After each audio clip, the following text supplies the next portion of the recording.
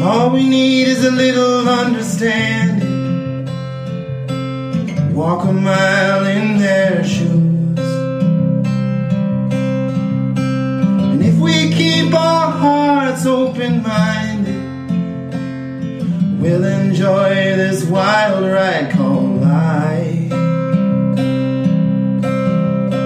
And if we keep our hearts open-minded, we'll enjoy this wild ride called life.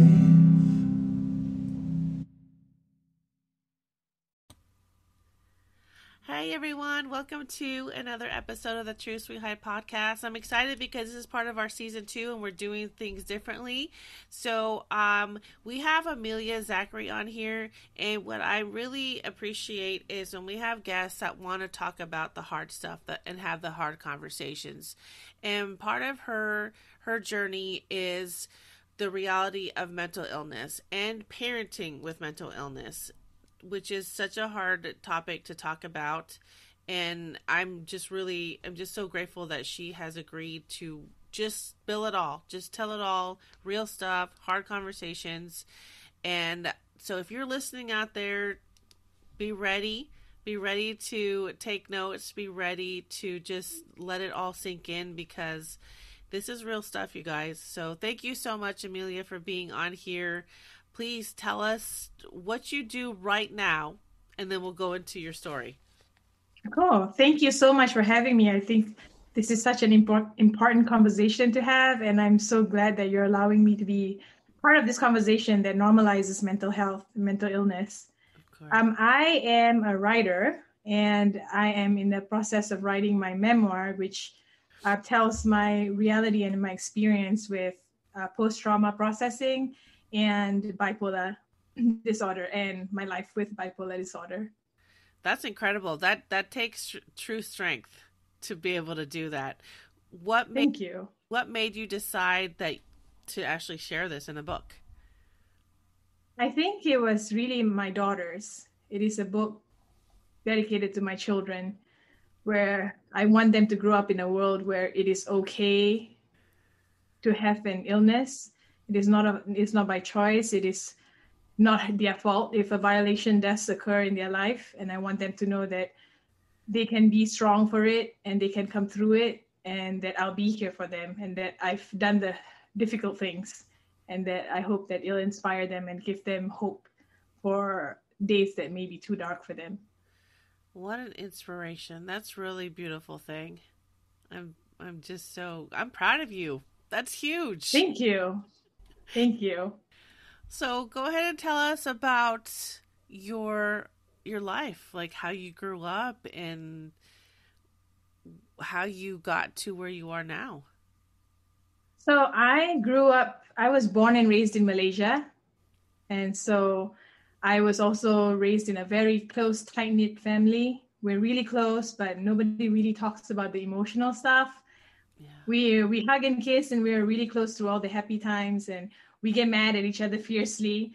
But the emotional stuff, the hard stuff, was difficult to bring out within the family.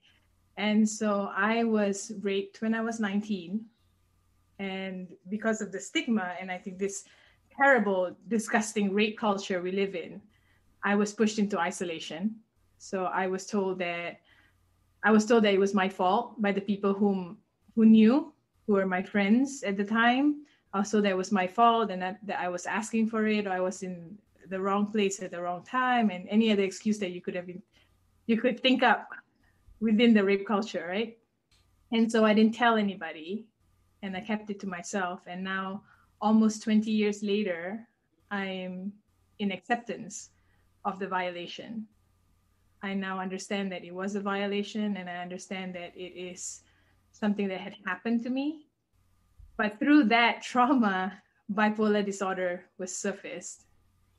So I have been in treatment and healing and growing over these years with the pain. And here I am today. I'm telling you the story. So I must be in a pretty good place. You are. When did you reach that place where you were comfortable enough to say, that's it, I need to start talking about it, or I want to start talking about it? Actually, very recently, maybe about 4 months ago. Oh, wow. It was pillow talk with my husband. We were talking about it, and he said, this is a powerful story to tell. And we were talking about what I would tell my children and how I would tell my children. And I feel like it's a very important thing for me to tell my girls about the world that they live in. And hopefully, by the time they become young women themselves, that the world will be different and society will be different for them. And so I want to be part of making that change. Yeah. And so I decided that I had to speak up. That's amazing, though, because not everybody can do that. They aren't ready to have that conversation out to the world. And so when you share your story, do you share it on social media, or do you speak about it at events, or how does that work? So far, I've been, definitely into my book.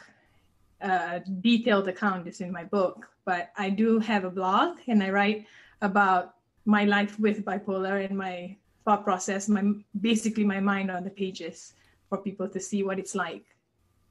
That's incredible. And I think, like you said, it's a difficult thing to talk about, right? It is, and it's not. It is because of the stigma around it. Yes. And what people think and say, and what would people think and say. But it's also been a very healing process for me. I've been on a few podcasts now, and the more I talk about it, I feel like I'm processing it as we speak. Right. And I'm learning more, and I'm growing more, and the understanding is deeper every time I speak about it. It's pretty incredible what talking about it can do, right? It's freeing. It's like our own self-healing journey, and it does get a little bit easier each time, because it's like you're acknowledging it, and it's okay. It's out there. Yeah. It's out there, but it is. I'm so glad you mentioned about trying to end that stigma. So it's so important to keep having these conversations, to do that, to show others that it's okay. It's okay, and you can make it through, and to provide hope. So that's really incredible that you're doing it and writing it, putting it into a book. So it's definitely such a journey of strength, to that, and to leave such a beautiful legacy for your children too. That's really huge. What an inspiration. Right now they're living it, so hopefully one day they'll be able to understand it. Yeah. So what helps you to keep showing up each day? My children, of course, but I feel like now I believe I'm a very spiritual person, and I believe in a higher power. I believe in my connectivity to the entire universe.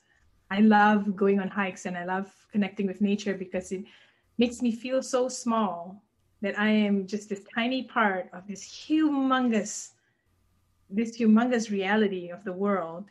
Yeah. And that I matter for some reason. For some reason, I'm here, just like every leaf, every droplet.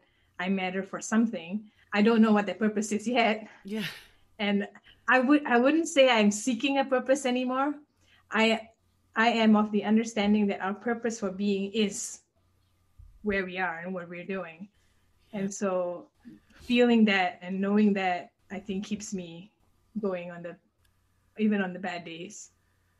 That's amazing. So what do you do when you're having a hard day? What is your go-to? What do you like to do, or what helps you? So with bipolar, there's two polarities. I'm bipolar 2, which is hypomanic and depressive, or major depressive episodes, which are prolonged. So they're manifested and defined in the longer depressive states. So in the hypomanic state is amazing sometimes, because I'm highly creative. I'm highly, I'm the life of the party. I am creative. I'm hyper focused on anything, and I get things done. But it's unhealthy because I'm hyper focused. So then the sad days, I think that's the one that people see, or you see in the movies, or you hear people talk about, where you're crying for days, or you're not crying, but you need to cry. And for me, it's a lot of that, a lot of intense emotions that I have no root cause for. Right? Like there's no, people always tell you like, oh, just snap out of it. Your life is great. You have two beautiful children. Everything is good. Bills are paid for. You have no worries. You should be feeling good. But that's the danger with depression, is there is no reason. Yeah. There isn't a reason. And with bipolar, there's an environmental factor and there's a biological factor to it. And so the environmental factor, I try my best to keep going so that I'm balanced. Like you said, like on hard days, I've already, on the good days, I prepare for the hard days. Mm-hmm. And for the hard days, I try to use whatever I've prepared. Like I have a routine, or I set myself a goal. Every single day I have a goal. It can be simple goals like brushing your teeth. Today I'm going to get up, get out of bed, I'm going to brush my teeth.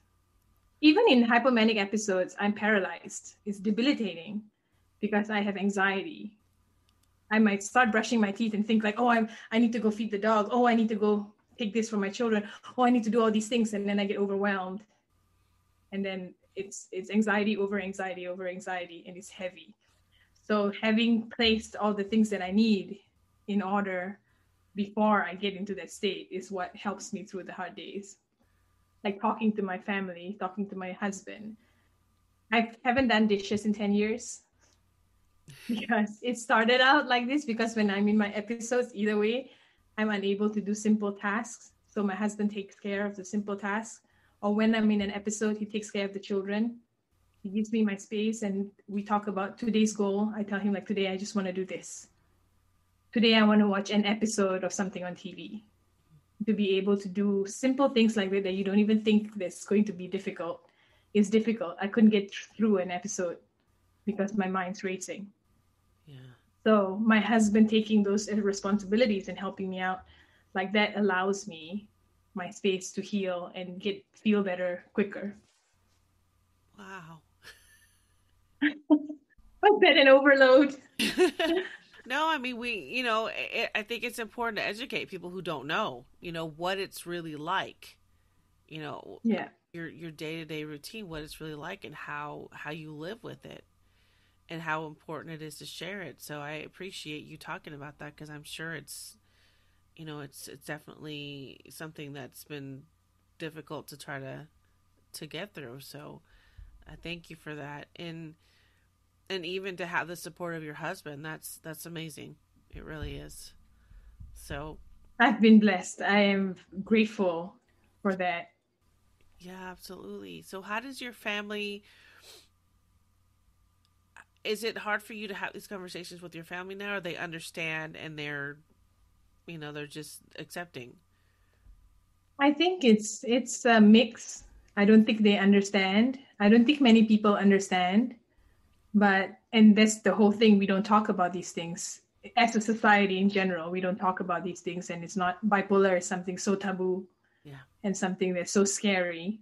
And I think my family is of the mind that I'm getting it taken care of, and so they're accepting of that. But understanding the illness itself, I'm not sure that anybody really does, unless you're going through it or you're with me day to day.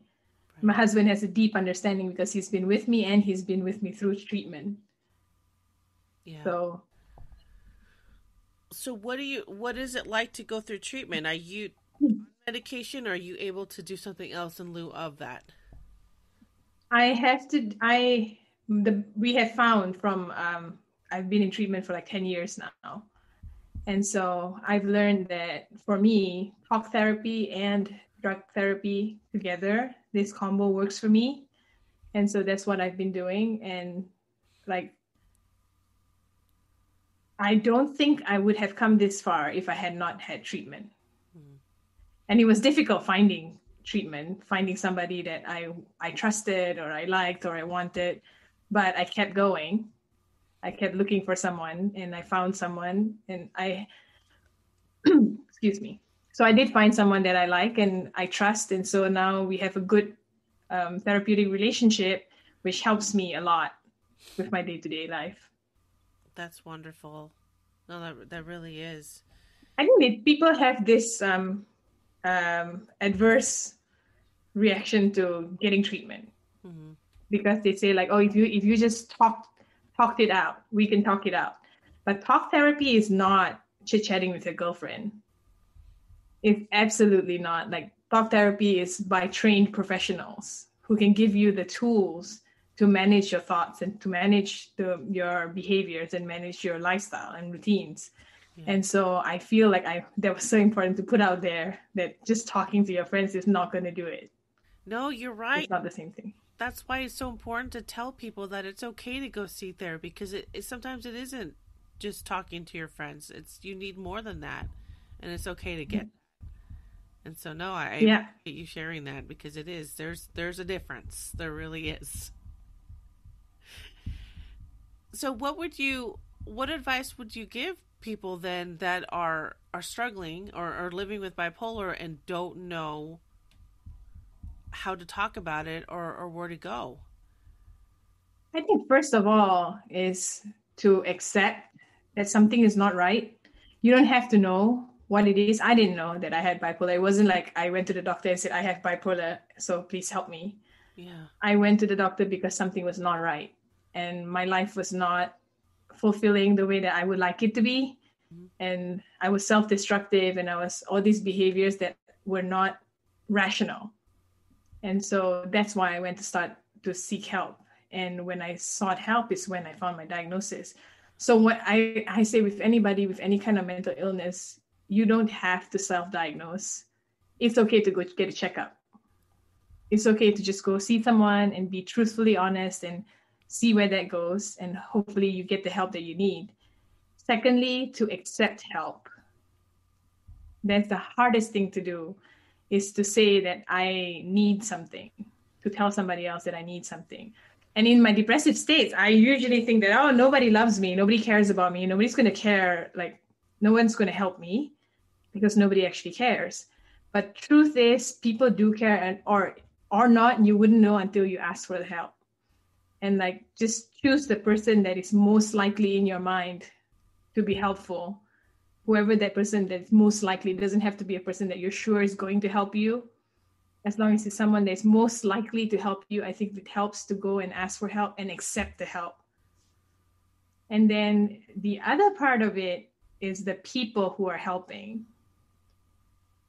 I think that's a big part of the conversation when we talk about stigma and taboo and all these things. People have an expectation of what things need to be for you to get better. Oh, if you would just get out of bed now, go take a shower, you'll feel better. Or you just need to do this, and this, and then you'll be better. But those are the reality that I'm in those episodes is my reality. They are my realities. They are the truth that I'm living in. So someone telling me to do something according to their reality is not really going to transfer well. So if you're going to help somebody, you need to be with them in that moment and just do whatever it is that they are asking help for. And don't presume to know that there's some. I might need help getting to the doctor, but I might ask you for help to drive me there. And you might be thinking, like, why would I need to drive you there? You have a car, you drive. But what I'm really saying is I'm really struggling to get out of the house, and I know I need to see the doctor, but I just can't get myself there. Will you come help me? But those words are overwhelming to say. So if you're going to help somebody who's going through this, you really need to just put all your presumptions aside and help the person. Wow, thank you for sharing that. That's so important to know. Gosh. So what do you want to do now? I know you're writing a book and you have a blog. Do you have anything else that you would like to do in the future to continue helping people? I think my job is what I'm doing right now. Mm-hmm. I want to keep talking about it. I want to keep talking about it till your ears are sore and you know all about it, all about my experience, and so that people can feel that it's normal, that it's a medical condition, and that people can get help and people can help the people who need help. Yeah. And hopefully this will be normalized. Are you part of any? So that's my hope. I'm sorry. No, that's a wonderful thing. Are you part of any groups? Because there's a million Facebook groups now, but is there any other place that people can go to feel part of a community with others who understand? I haven't been much of a social media person, but I do share my experience on my website, and it's my mind on the page. And so I'm sure a lot of people can relate to the things that I'm writing, and hopefully they feel at home and support it. But Facebook groups and groups like that, I haven't been very good about. No, I understand. No, and that's okay. It's okay because sometimes Facebook or social media can be daunting and ugly. So, website, blog, I think those are perfect places so you can just go to the source. Go to the person who's actually writing so that they can understand. So, no, that's great. So, what is your website? It's ameliazachry.com. Amelia, Zachry. .com. My Zachry spelled a little different. No, I love it. I love it. Okay, that's perfect. And there I also talk about parenting. Oh, yeah. With my kids, like stories from my children. Yes. How do you have that conversation? How old are your children? 6 and 4. 6 and 4. So how do you have that conversation with them when you are having an episode? So we have found that I have lived with a lot of guilt, feeling like I'm a terrible mother because I'm not doing the things that all these other moms are doing. I'm forcing my kids into this life where they're not going to like the same stuff that soccer or dance class or something that everybody else is doing because I can't keep up with commitments. And I feel guilty over it, and there's a lot of shame in it, and I make up excuses for the other moms about why. Oh, you should put your daughter in this class. I'm like, oh yeah, but I have this other thing at that time, and making up lies and excuses, or oh, we're just not into it, or we just can't. And I feel guilt. But then my husband and I worked out that really the things that my children have to do now to deal with the life that we live is actually helping them grow. Like I tell them that sometimes I'm ill right now. I'm not feeling well. Mommy's not being myself. Or sometimes when I'm hypomanic, I'm really irritable or anxious, and I'm overly worried about them, or like overly irritated. And I tell them I apologize, and I say, mommy's having an episode. I'm not feeling myself. I'm not feeling well. I apologize, and I remove myself. And from that, my children are also learning how to manage their emotions, right? Like, oh, I can be angry, or I can be all these things, or I can be ill, and this is how we will deal with it. And they are the most amazing children that ever was. So if I have depressive episodes and I can't get out of bed and I'm in bed all the time, my daughter comes to me and asks me, are you crying from nowhere again? And I tell her yes. And she goes like, okay, is there anything that I can do? And I tell her no. And she's like, okay, I'm going to make lunch. And she'll make lunch for herself and her sister. And she'll bring lunch for me whether I eat it or not. But all these things that they have to do, in some form, I feel guilt for because they're so young. She's only 6. But at the same time, this is our life. This is how we live a fulfilling life. We support each other. Yeah. We take care of each other. And it's not every day. I'm not having an episode every single day. But I know that if I was, my children are prepared. Yeah. And they're self-sufficient and they're independent. And they're caring, empathetic, kind, generous individuals. And I think those are the kind of lessons that we want to teach our children, and are very difficult lessons to learn. And so now they're learning the lessons. I'm not sure if they understand why and how they are, but I'm sure someday they will.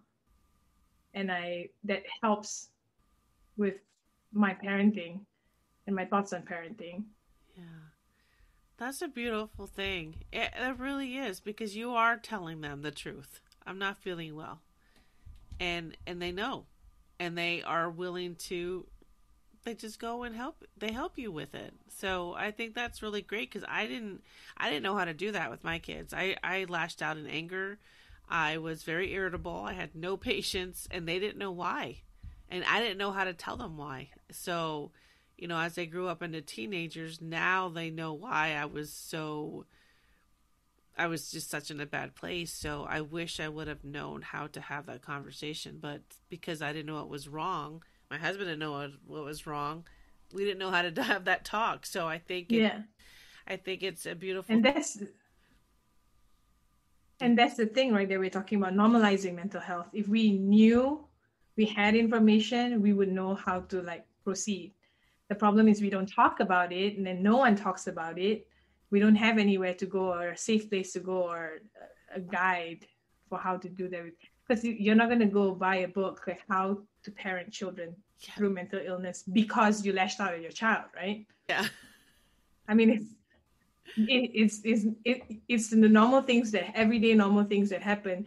But I'm more aware of all these things because I've been in treatment, and I know that I understand to pay attention to my levels in my moods. So when something is off, I actually know it's off. And so then I'm able to use that information to then parent my children.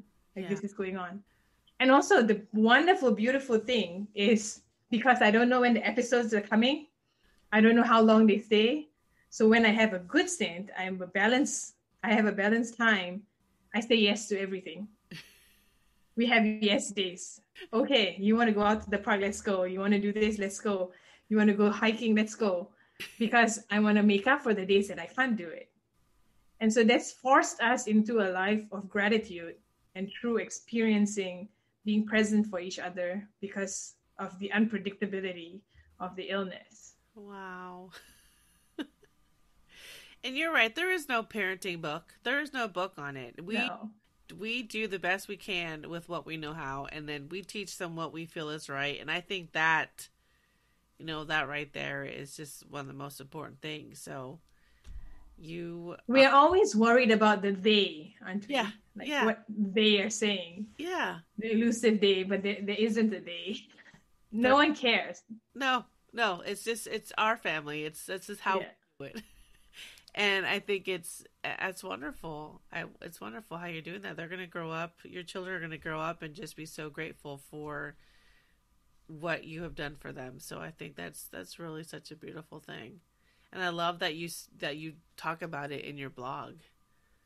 That's great. So when do you expect your book to be out? I hope sometime this year. It's in the editing stage. So I hope sometime this year, but we'll see. Yeah. So until then, go to my blog and check out all my musings, short stories on my life. I love it. No, thank you so much. Thank you for being so open and for sharing this and for just being real. I appreciate it so much. So we will go to your website, ameliazachry.com. I'll put this in the podcast guide for you guys that are watching and in the show notes. And keep up with her. Go follow her. Go keep up with her beautiful stories and then her book. So thank you so much for being on here. Thank you. Thank you for listening to the Truths We Hide podcast, created and founded by your host, Annette, the founder of A Wild Ride Called Life. Also, a big thank you to all of our sponsors for each and every episode that is aired. We have so much support from them and all of our listeners. You can find more information at www.awildridecalledlife.com.